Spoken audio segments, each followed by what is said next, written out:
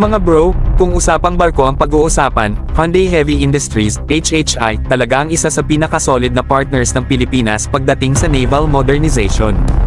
HHI has already delivered several ships to the Philippine Navy, kasama na dyan ang dalawang klase ng modernong frigates at syempre, ang bagong offshore patrol vessel, OPV.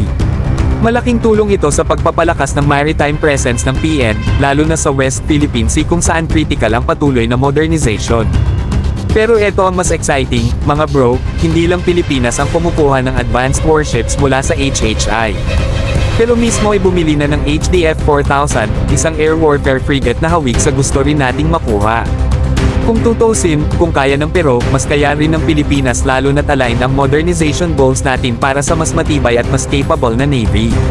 Sana, mga bro, makuha din natin ang parehong level ng surface combatants para hindi tayo mapag-iiwanan.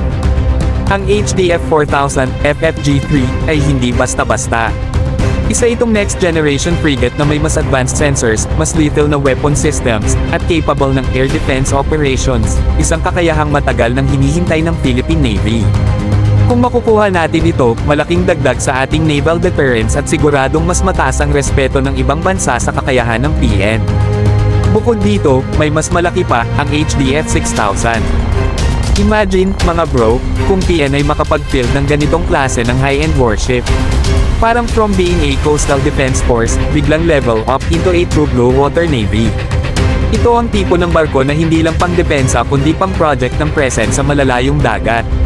Kung tutusin, malaki ang posibilidad na ang Philippine Navy ay mag-order ng full complement frigates na katulad ng sa Pero.